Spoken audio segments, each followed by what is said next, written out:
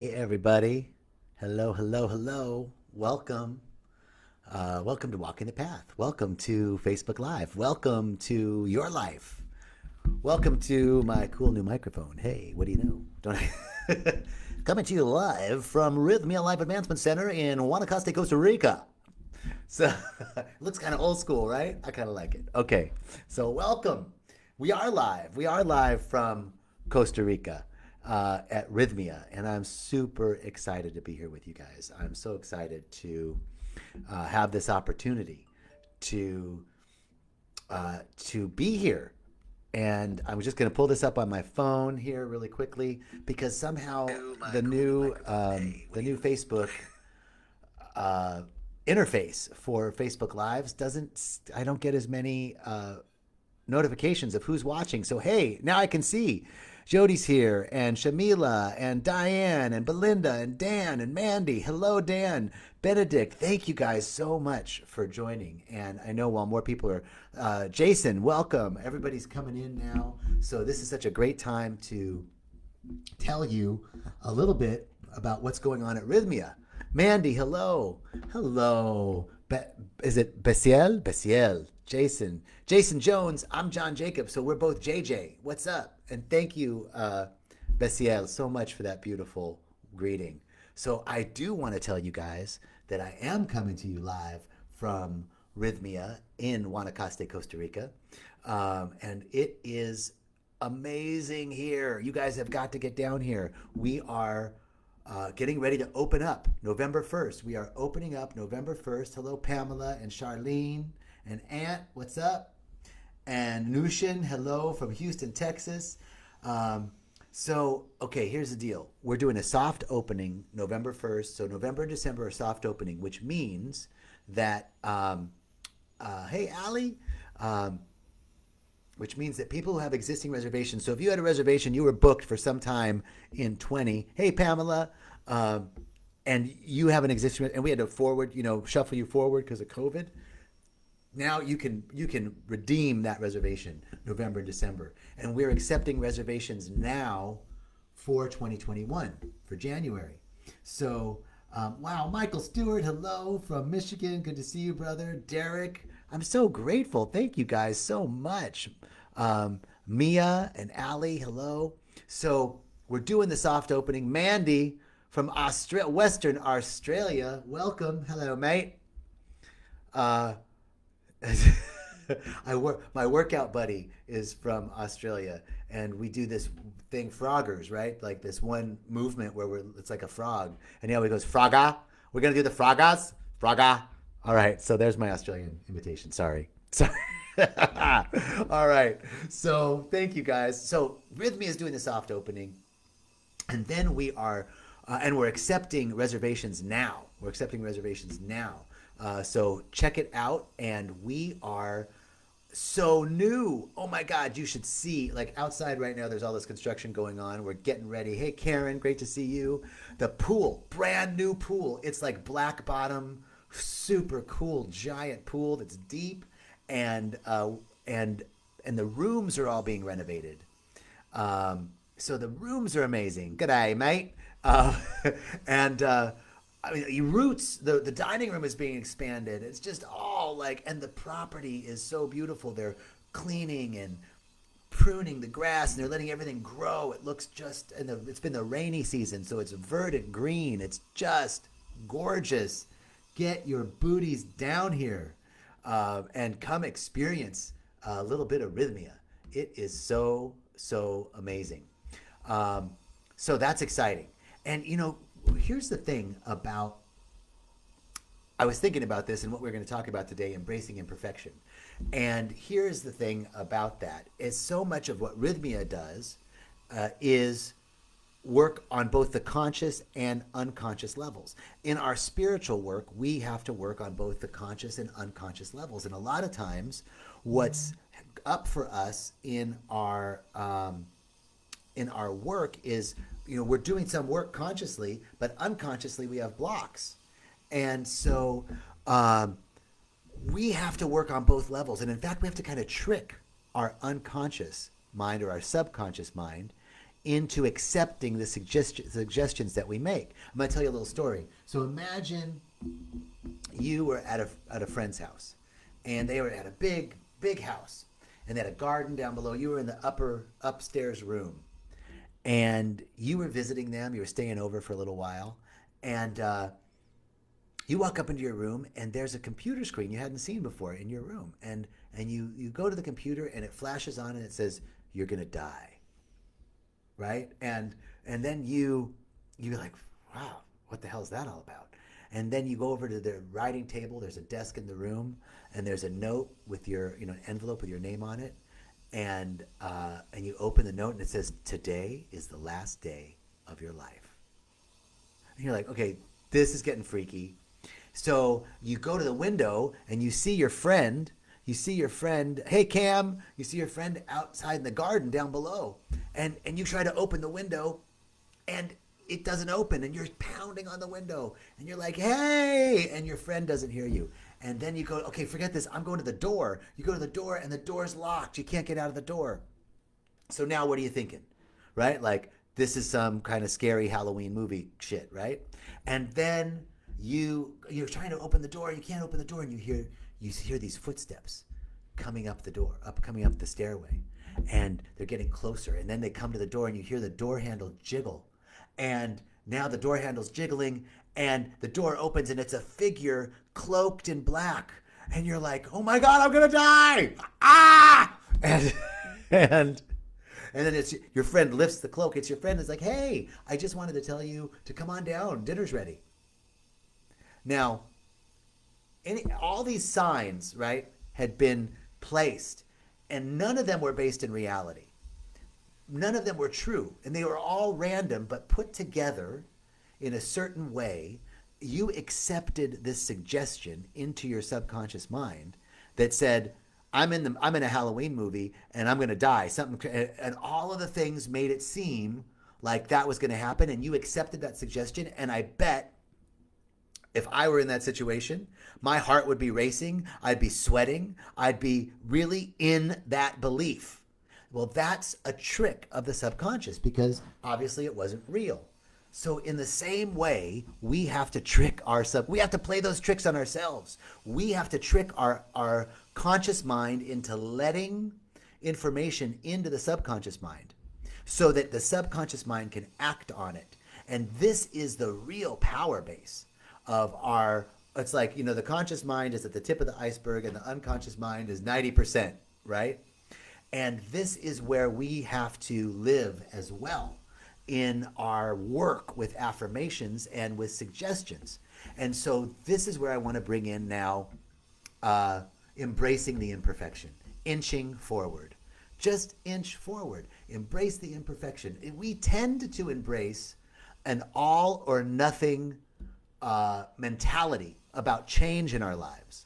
And anything less than perfection is failure. I feel that way. Okay, I'll tell you, last night, since I've been back at Rythmia, it's been almost 2 weeks since I arrived back here, and I was doing really good in LA on my diet and exercise and nutrition and cardio, and I was like on it, and saw some changes in my body that I was really happy about and excited about.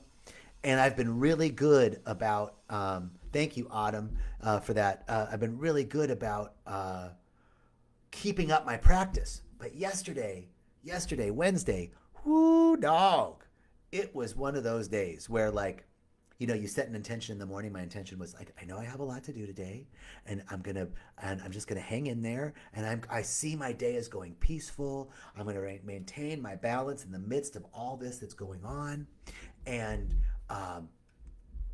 lo and behold, not even halfway through the day, by mid-morning, it was like fever pitch. Everything, the wheels were coming off at the hinge. Shit was going crazy. It was just a busy, busy day. Lots of stuff going on. Tensions were running high. I was on edge. Other people were on edge. We're talking about construction and working on deadlines and getting ready to open and all of this stuff that we're getting ready to welcome you guys back. It was one of those days where by the end of the day, I worked until about 7 o'clock at night. So it was a full day. It was a 12-hour day. And then I just didn't have any more in me. And I didn't go to the gym. My commitment was to go to the gym for an hour, not even the gym, but just to move my body for an hour. And I didn't do it. And I said, okay, I'm going to be okay with that. I'm going to be okay with that. And then I ate pretty healthy. But then, like, after dinner, I literally got a jar of peanut butter and a thing of honey. And I would, like, scoop into the peanut butter and squirt honey on it and just eat it. Not especially good to do that right before bed. Just saying. So how can I embrace that imperfection, right? Because my tendency is I was doing all or nothing, right? I was on it, doing my practice, doing my meditation, doing my breath work, working hard, working out, doing my, eating well, meditating, all of my practices, work and doing, I'm taking a class, all this stuff, right? Doing all this stuff, and I hold it all together, and then the minute it falls apart, I go into this downward spiral of self-recrimination. That's what it is. It's a downward spiral of self-recrimination. So this meaning that I start beating myself up, regretting, oh my God, I ate that peanut butter and honey at the end of the night. And it wasn't just 1 or 2 spoons, by the way. It was quite a few, like probably like that much out of the jar. Like the jar, and it was like that much. Yeah, it was a good amount. So, right, but I go to, it's all over. I'm fat. Like all that stuff that you say about yourself, right? But here's the deal. If I look at the progress of my week, my day, my week, my 2 weeks, my month, I've been making steady progress. I've been doing good. And the hardest thing to recover from isn't the peanut butter and honey that I ate or not working out last night. The hardest thing to recover from is the self-recrimination and the need to be perfect without, that anything less than perfection is failure, right? That's exactly right. Anything less than perfection is failure. Now, fulfilling my mission, whether I'm doing good or fulfilling my mission, or whether I'm not doing good, or whether I'm not batting 1,000, the thing is, if I'm not batting 1,000, then I'm striking out every time. And that's not the truth. That's not the truth. If I'm not batting 1,000, doesn't mean I'm striking out every time. We tend to embrace this all or nothing kind of, impossible standard. We're all trying to, it puts us in this impossible standard, and it basically keeps us from looking at, the areas where we can improve, because I don't even want to look at that because it's all fucked up, right? I'm just all messed up. I'm reading this Belinda. It is a profound astrological time, as my dear friend and sister Jen Sedini says. Mercury's in Gatorade.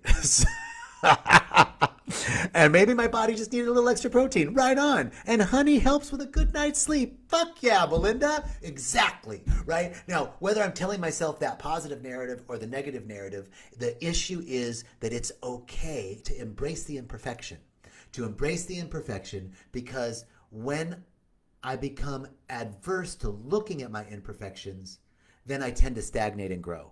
I tend to stagnate and not grow. It limits my growth, because if it's all or nothing, and I'm either a good person or a bad person, or I'm either batting 1,000 or I'm striking out, and if I'm striking out, I don't even want to look at that. Let me just bury my head in another bottle of, jar of peanut butter and watch Netflix. Then I am stagnant and not growing, because I become adverse to seeing my imperfections and seeing where I could grow. So any suggestion that I have to be perfect to transform becomes an obstacle to me being the best version of myself. Let me repeat that. Any idea that we have to be perfect in order to meet our transformation, in order to grow to the next level, in order to accomplish what we want to accomplish, any thought that I have to be perfect becomes an obstacle to me actually being the best version of myself. So looking at our failures and imperfections will help us to embrace being the best version of ourselves. And I'm not supposed to be perfect when it comes to transformation. In self-transformation, we're grappling with a self-construct that was not designed to make sense. And it was not born out of design. It was born out of a need to protect myself, right? My egoic structure isn't supposed to make sense. It's supposed to protect me. That's what it's there to do, right? So if I'm looking at transformation, I'm grappling with this self-construct of the ego that isn't designed to do anything but protect me. And so it was born out of a need to protect myself, and those constructs are they're part of a desire to avoid making sense, and it's a need to, it brings on a need to rationalize and a need to protect myself. They are and justify my position, right? Like, oh, well, the reason why I needed to eat was because of this, or I was stressed out, so it was okay that I blew off working out, and da da da da da. Let me just rather look at that mechanism of me getting stressed and then not doing something that I committed myself to, which I knew would relieve the stress. I knew that if I just went, right, it would relieve the stress. Now, I'm not beating myself up over not going. That's the first part. Don't waste any time in self-recrimination. But if I can look at the mechanism that had me miss my commitment, then I can learn something and grow from it. So really what's there for me to learn is what happens when I get stressed out. And hey, Carlo, great to see you. Belinda, let me see what she says. Embrace it all, however you hear. Transformation is a funky journey, and letting go of programs. Yes, thank you. So here it is.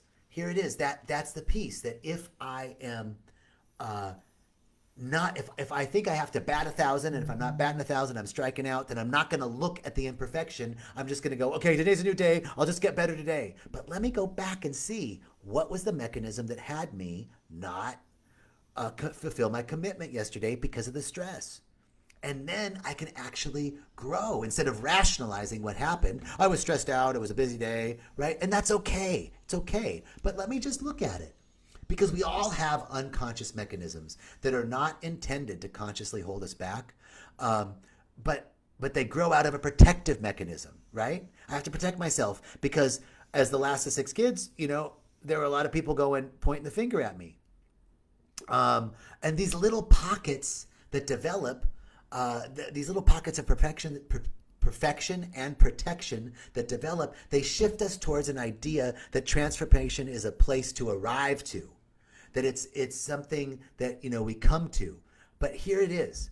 Transformation is not a place that you arrive. It's not a place where we get to, but we have to think more in the idea of maintenance, right? 2 ways to think about this transformation piece isn't that I arrive at being awakened and all of is well. I come to Rythmia, I drink the medicine, and everything's going to be perfect from now on. Here's really the key. It's an idea of maintenance, and it's an idea of the recognition of up-leveling. Okay, so let's go to those 2 things. Up-leveling, like in a video game, right? When you enter a video game and you're at level 1, you have certain things that you can access to. You have access to certain things, certain powers, certain abilities, right? Certain protections, right, that help you in the video game. And then as you up-level, as you level up, as you level in the video game, same video game, but new things are available. You have new access points and new powers become available. It's the same thing with our spiritual growth and development. We might understand the idea that God is in everything or spirit is in everything at one level of our spiritual growth. Here's an example, eternal. I knew at some level that spirit was eternal, but just recently, after years and years and years and years and years and years and years and years of work and spiritual devotion, I got an insight as to eternal, like a new understanding of the same concept that I've known from the beginning of my journey. I up-leveled, and from that new level, a new understanding emerged. It was like the eternal. I was like, eternal, whoa, wait a minute. Eternal, like there was never a before. There was never anything before. There was never a prime mover. There was never it just is. It just is. The eternal nature of the divine is. There never was a moment that it was not. There was never a nanosecond that it didn't be. And that somehow, That was a new understanding. So we have to look at spiritual growth and development from the idea of leveling up, that as we level up, we're just talking about the same stuff, but from different levels, there's new pieces of information, new insights, new revelations, new understandings, access points to more of that same concept. It broadens. And the second piece is the idea of hygiene, right? Like, I know that I'm a spiritual person. You're a spiritual person. Otherwise, you wouldn't listen to me talking about all this bullshit. But, you know, we're on this path, right? You're walking the path. We're walking the path together. Now, just because of that, I have moments of not being aware, moments of feeling disconnected. And so I have to look at it like hygiene. Like, I heard somebody use this analogy the other day. They were like, look, you wouldn't say, well, I'm a clean person, so I brush my teeth. But, oh, you got something in your teeth. No, I don't have anything in my teeth. I brushed my teeth this morning. No, of course, right? Like, hygiene isn't something you do once and you arrive at, right? It's a maintenance idea. So the same thing with our idea of spiritual growth, transformation, and imperfection, right? It's not like I get to a place, then that idea of perfection has us think that it's an arrival point, right? But the idea really is maintenance, up leveling and maintenance. So that it's a constant, like, I gotta probably brush my teeth after eating, or at least use a toothpick, because I might have a piece of spinach stuck up there, right? You would be, oh no, you have a stain on your shirt. No, I washed it. My shirt's washed. No, of course. You gotta wash your clothes every once in a while, right? So maintenance. Those are the two pieces. So, we shift towards this idea of maintenance, and that's something that you work on every day. And our connections with our imperfections is what allows us to be good to ourselves. Bit by bit, we can shift away from seeing our imperfections as an indictment against us, or on our ability to transform, and more welcome the invitation to inch forward little by little. We're just inching forward little by little. That's it. Embrace the imperfection. Embrace the idea of maintenance and up-leveling, and we'll keep inching forward on the path together. Thank you, thank you, thank you. God bless you. Thank you. May this great spirit, may the great spirit lead you to an ever-increasing good, to ever-widening fields of awareness, and an ever deeper connection with the source of all of life. God bless you, God bless you, God bless you. Thank you so much for joining. We hope to see you at Rythmia soon, and have a brilliant day. And I'm going to try and end this broadcast. Love you all. Thank you, thank you, thank you.